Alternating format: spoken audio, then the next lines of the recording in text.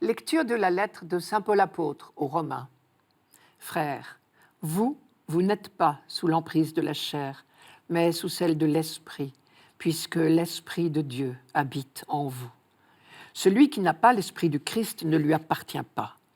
Mais si l'Esprit de celui qui a ressuscité Jésus d'entre les morts habite en vous, celui qui a ressuscité Jésus, le Christ, d'entre les morts, donnera aussi la vie à vos corps mortels par son Esprit qui habite en vous.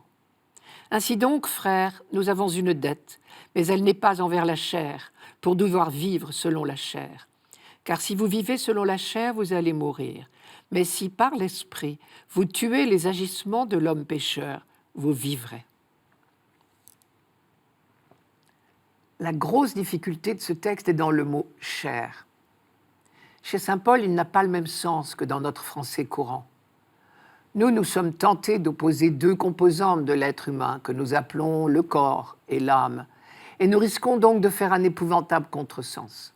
Quand Paul parle de chair et d'esprit, ce n'est pas du tout cela qu'il a en vue. Ce que saint Paul appelle chair, ce n'est pas ce que nous appelons le corps. Ce que Paul appelle l'esprit, ce n'est pas ce que nous appelons l'âme. D'ailleurs, Paul précise plusieurs fois qu'il s'agit de l'Esprit de Dieu, ou encore il dit l'Esprit du Christ. Et encore, si on y regarde de plus près, il n'oppose pas deux mots, chair et esprit, mais deux expressions, vivre selon la chair et vivre selon l'esprit. Pour lui, il faut choisir entre deux modes de vie.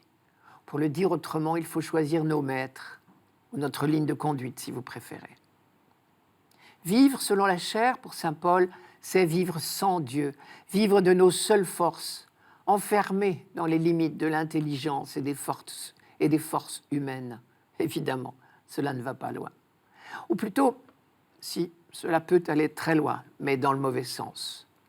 Nous retrouvons comme toujours chez Paul le thème des deux voies. Car vivre sans Dieu finit toujours par vouloir dire vivre loin de Dieu et d'un éloignement qui ne peut que s'aggraver. C'est ce que Paul a décrit dans les premiers chapitres de cette lettre aux Romains. Pour reprendre les images de la Genèse, vivre selon la chair, c'est vivre comme Adam.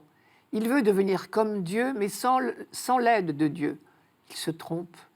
Et nous aussi, à nos heures, qui cherchons notre bonheur tout seuls, sans lui, ou même contre lui, sans nous apercevoir que c'est le meilleur moyen de faire notre malheur. Au contraire, vivre selon l'Esprit, c'est nous laisser guider par lui, et donc vivre de la force de Dieu. Cela change tout. Or, la grande nouvelle de ce texte, c'est l'Esprit de Dieu habite en vous. Donc vous n'êtes pas sous l'emprise de la chair, mais sous l'emprise de l'Esprit. Le mot « habiter » revient 3 fois dans le texte d'aujourd'hui. C'est dire l'importance que Paul y attache. Or, celui qui habite la maison, c'est le maître, c'est lui qui dirige. Nous sommes donc devenus littéralement des maisons de l'Esprit. C'est lui qui commande désormais. Encore faut-il savoir quelle place nous lui laissons dans notre maison, car nous sommes libres d'ouvrir plus ou moins la porte. Dans de nombreux textes, Paul insiste sur notre liberté. Vous n'êtes plus sous l'emprise de la chair signifie que nous ne sommes plus esclaves des forces du mal, que nous avons désormais la force de faire triompher les vraies valeurs, l'amour, la paix, la vérité, la justice. Nous en avons la force, mais nous n'y sommes pas obligés non plus. À chaque instant, le choix est à refaire. Plus nous laisserons de place à l'Esprit Saint dans notre maison, c'est-à-dire plus nous ferons ce qu'il nous souffle de faire dans la voie de l'amour, de la bienveillance, du pardon, plus nous serons des vivants. Avant sa conversion, Paul appliquait des quantités de règles morales et religieuses, avec beaucoup de fidélité. Mais l'Esprit du Christ n'habitait pas en lui. Il vivait encore sous l'emprise de la chair. Et cela pouvait l'amener à la violence et au meurtre, avec la meilleure foi du monde. Désormais, sa vie tout entière est inspirée par l'Esprit du Christ, jusqu'à pouvoir dire « ce n'est plus moi qui vis, c'est le Christ qui vit en moi ». Nous aussi, depuis notre baptême, nous pouvons laisser l'Esprit prendre possession de notre maison. Paul en déduit 2 conséquences. Premièrement, nous ressusciterons avec le Christ. C'est une promesse pour le futur. L'Esprit exercera en nous sa puissance et réalisera en nous ce qu'il a réalisé en Jésus-Christ. Si l'Esprit de celui qui a ressuscité Jésus d'entre les morts habite en vous, celui qui a ressuscité Jésus d'entre les morts donnera aussi la vie à vos corps mortels par son esprit qui habite en vous.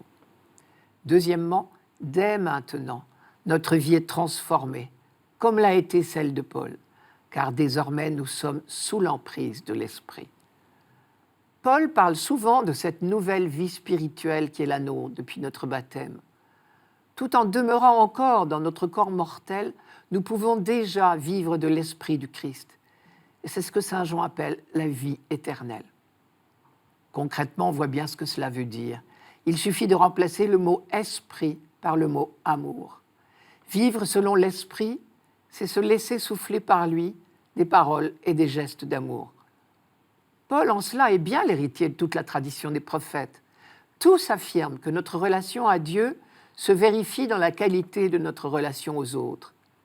Et dans les chants du serviteur en particulier, Isaïe affirme que vivre selon l'esprit de Dieu, c'est aimer et servir nos frères.